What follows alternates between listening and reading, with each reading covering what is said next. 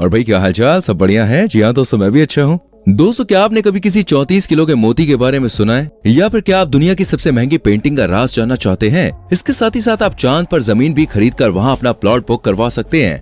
और दोस्तों, क्या आप चांद पर जमीन खरीदने का सपना रखते हैं? अगर हाँ तो भाई कमेंट बॉक्स में जरूर बताएं। आज की वीडियो में दोस्तों हम आपको ऐसी ही अतरंगी चीजें बताने वाले हैं जिन्हें सुनकर आपके होश उड़ जाएंगे। तो बस हमारी ये वीडियो अंत तक देखिए, क्योंकि वीडियो के अंत में आपको ऐसी चीजें पता चलेंगी जिसके बारे में सुनकर आप सच में दंग रह जाएंगे। तो देर किस बात की, आइए शुरू करते हैं वीडियो। दोस्तों, आपके सामने दो अलग अलग मोती हैं, जिनमें से एक की कीमत $3 है और दूसरे की कीमत $30,000 है। इसे देखकर आपको साफ साफ समझ में आ रहा होगा कि मोती की असली कीमत जानना बहुत मुश्किल है। इसे केवल वो बता सकता है जो एक्सपीरियंस्ड है, और उन्हें ये भी बड़े अच्छे से पता होता है कि मोती हीरे से भी ज्यादा महंगे हो सकते हैं। असल में मोती का प्राइस उसके size, colour, shape, surface, quality, हर चीज पर डिपेंड करता है। यानी मोती जितना बड़ा और स्मूथ होगा, उसकी कीमत उतनी ही ज्यादा होगी। दोस्तों, दुनिया में पाए जाने वाले सबसे महंगे मोती की बात करें तो भाई उसका वजन 75 पाउंड यानी कि 34 किलो है और उसकी कीमत करीब करीब $100 मिलियन थी। अब इस प्राइस रेंज को बीट कर पाना भाई थोड़ा मुश्किल है, लेकिन हाँ, अगर हम रेगुलर शेप वाले मोतियों की बात करें तो उसमें काफी यूनिक मोती होते हैं। दोस्तों, मेलो मेलो पर्ल्स प्रकृति की बहुत ही खूबसूरत बनावट है, जिसे मेलो मेलो स्नेल द्वारा तैयार किया जाता है। और ऐसा कहा जाता है कि मेलो मेलो स्नेल से मोती मिलने की संभावना हजारों में एक बार होती है। इस हाई क्वालिटी मोती की कीमत $75,000 के आसपास होती है और इससे बनी ज्वेलरी $2,50,000 के प्राइस रेंज में बिकती है। लेकिन आपके दिमाग में सवाल भी आता होगा कि मोती इतना महंगा क्यों होता है? इसका जवाब दोस्तों इस बात में छुपा हुआ है कि मोती जिंदा स्नेल से निकाला गया पत्थर है। जी हाँ दोस्तों, क्योंकि इसे लिविंग क्रिएचर के शरीर से निकाला जाता है और यही बात इसे खास बनाती है। दोस्तों, घोंघेगा जब किसी भारी चीज के लिए प्रोटेक्टिव रिएक्शन होता है तब जाकर ही मोती उसके शरीर में बनते हैं। यहाँ तक कि जब आर्टिफिशियल कल्टीवेशन होता है तब भी इसी तरह के नेचुरल तरीके का इस्तेमाल करके मोती को तैयार किया जाता है। इसलिए हर मोती पूरी तरह से नेचुरल वेट किया जाता है। पर आप कल्पना करके देखिए, किसी को मेलो मेलो अपने लोकल जगह पर अचानक ही मिल जाए तो भाई उसका क्या होगा? क्योंकि लोग इस तरह के घोंघे को खाते हैं। रीनिटोज नाम के इस शख्स के बारे में दोस्तों ये सुन लीजिए कि इन्होंने $15 की कीमत में एक स्नेल को ग्रैंड सेंट्रल स्टोर के बाहर से खरीदा, जिसमें निकले हजारों डॉलर के मोती को ये लोग खाने ही वाले थे। लेकिन इनकी किस्मत अच्छी थी कि एंड वक्त पर इन्होंने मोती को देख लिया और इसके बाद ये लोग माला माल हो गए। दोस्तों, बात करते हैं दुबई की, जहां पर दुनिया की सबसे बड़ी बिल्डिंग बुर्ज खलीफा है। मिडिल ईस्ट में मौजूद ये शहर लग्जरी और लाइफस्टाइल का टूरिज्म सेंटर है, जिसे आप लग्जरी किंगडम भी कह सकते हैं। लेकिन दोस्तों, सोचने वाली बात यह है कि आखिर दुबई के पास भाई इतना सारा पैसा कहां से आया? अगर आप सोचते हैं इसकी पूरी वजह टूरिज्म है तो दोस्तों ऐसा नहीं है। दुबई को दुबई बनने में दोस्तों काफी समय लगा और पहले लोग यहाँ पर ज्यादा आते नहीं थे। ऐसे में आप लोग सोच रहे होंगे कि दुबई को इतना अमीर बनाने में यहाँ की तेल की खदान का बहुत बड़ा हाथ है। तो ये चीज काफी हद तक सही है,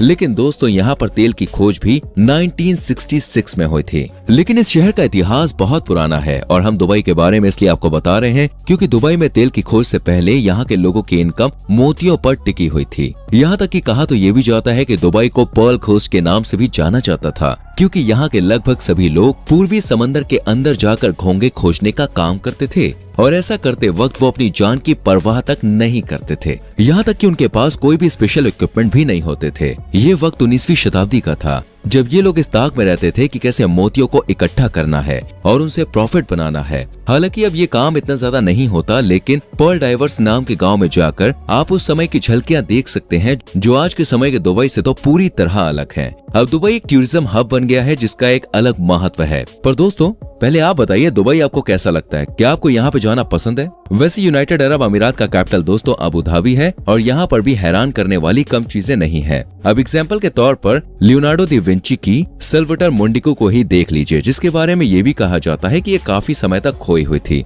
और जब इसे 2017 की नीलामी में भेजा गया तब ये दुनिया की सबसे महंगी पेंटिंग बन गई। और इसे खरीदने वाला कोई और नहीं बल्कि सऊदी के प्रिंस बिन अब्दुल्ला बिन मोहम्मद बिन फरहान अल सऊद थे। जब इन्होंने पेंटिंग खरीदी तो हर किसी को ऐसा लगा कि अबू धाबी के म्यूजियम में इसे रखा जाएगा, लेकिन ऐसा कुछ भी नहीं हुआ और पेंटिंग जो थी वो गायब हो गई। बाद में इसे दूसरे प्रिंस की यॉट पर देखा गया लेकिन जब पोर्ट ने इसकी जांच की तो पाया गया कि यह तो लियोनार्डो दा विंची की असली पेंटिंग नहीं है। अबू धाबी में लियोनार्डो दा विंची की पेंटिंग ना हुई तो क्या हुआ? अबू धाबी में देखने लायक दोस्तों बहुत सी ऐसी चीजें हैं जो लोगों को अपनी ओर खींचती है, क्योंकि यहाँ पर कई सारी यादगार पेंटिंग है जो कि सबको अपनी ओर आकर्षित करती है। मगर हम यहाँ की फेमस पेंटिंग की बात करें तो वो है अलीगोरी ऑफ स्मॉल, जो कि सल्वाटर मुंडिको की तरह खो गई थी। ये काफी लंबे समय तक दोस्तों खो गई थी, हालांकि बाद में ये प्री सेलर के पास आ गई, जिसका प्राइस करीब $500 था और तभी इसे नीलामी में ले जाया गया, जहां पर इसका प्राइस रॉकेट की तरह उड़ता हुआ $87,000 पहुंच गया और उसके बाद ये प्राइस $1 मिलियन तक पहुंच गया और इसके प्राइसेस ऐसे ही बढ़ते रहे। अंत में इसे $4 मिलियन में बेचा गया। ऐसा पहली बार नहीं है कि जब किसी आर्ट पीस ने लोगों को हैरान कर दिया, पर फिर भी कई लोगों को समझ में नहीं आता कि कैनवास के ऊपर किए गए पेंट कलर से बनाई गई तस्वीरें आखिर इतना महंगा प्राइस कैसे होल्ड कर सकती हैं। दोस्तों अगर आपको इसके लिए प्रॉपर जानकार बनना है तो आपको आर्ट ऑडिटोरियम जाना होगा, लेकिन अगर मोटा मोटा बताया जाए तो भाई दोस्तों आर्टिस्ट जितना ज्यादा फेमस है उसकी पेंटिंग उतनी ज्यादा कीमत में बिकती है और ये जितनी पुरानी हो चुकी होती है उसकी कीमत उतनी ही ज्यादा बढ़ती जाएगी। फ्रेंड्स हमेशा ये ट्रिक काम करे ये भी जरूरी नहीं है। कुछ लोग भाई ऐसे भी हैं जिन्होंने बाद में बहुत ही बेहतरीन काम किया, लेकिन शुरुआत में उनके काम को पहचान मिल पाना थोड़ा मुश्किल था। अब जैसे कि आप माइकल एंग्लो को ही देख सकते हैं, जिन्होंने सिस्टीन चमक पेंटिंग और डेविड स्टैचू को बनाया था, पर शुरुआत के समय में इन्होंने एंशिएंट रोमन स्टैचू भी बनाया। अब कई लोगों को ये सुनकर भाई धक्का लग सकता है, पर इस महान आर्टिस्ट ने साल 1496 में एक स्लीपिंग कीबोर्ड का फिगर बनाया और उसमें केमिकल मिलाकर जमीन के नीचे गाड़ दिया ताकि ये कल्चर भाई एंशिएंट लगे और बाद में जमीन से उसे निकालकर कार्डिनॉल नाम के डीलर को दे दिया गया। वो तो कार्डिनॉल को बाद में इस फ्रॉड के बारे में पता चला और फिर उन्होंने माइकल एंग्लो से अपने पैसे मांगे और इनके बीच काफी विवाद हुआ और ये पूरी स्टोरी दोस्तों बहुत लंबी चली। लेकिन इस बात से ये तो पक्का है कि अच्छे से अच्छे आर्टिस्ट भी दूसरों का आइडिया चुरा लेते हैं। अब आप जैसे कि डिज्नी को ही ले लीजिए दोस्तों, आपको भले ही विश्वास ना हो लेकिन डिज्नी कंपनी की हिस्ट्री में भी ऐसे कई सारे कंट्रोवर्शियल एलिमेंट्स विवाद हुए हैं, जिसका एग्जांपल है डिज्नी की द लायन किंग और किम्बा। वाइल्ड लायन का कंपैरिजन करके लग जाएगा,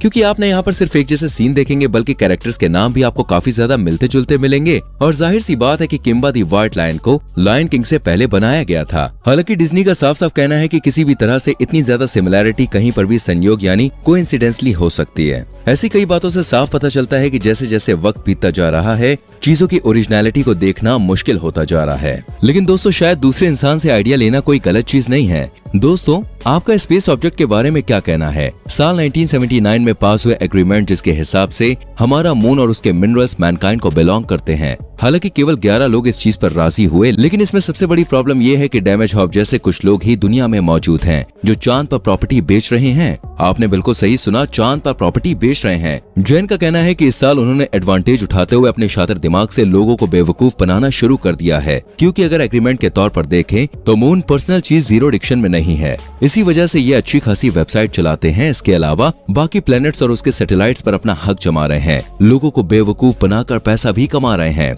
कई लोगों ने दोस्तों इन पर केस भी किया, लेकिन जब इस तरह का कोई नियम कानून बना ही नहीं है तो कानून भी इसमें क्या कर सकता है। दोस्तों फिलहाल इस वीडियो में इतना ही। उम्मीद करता हूँ वीडियो आपको अच्छी लगी होगी। लाइक करें, शेयर करें और आने वाली वीडियोस को देखने के लिए चैनल को सब्सक्राइब करके बेल आइकन प्रेस करें, जिससे आपसे कोई भी वीडियो मिस ना हो। मिलते हैं अगली वीडियो में, अपना ख्याल रखिए, बाय बाय।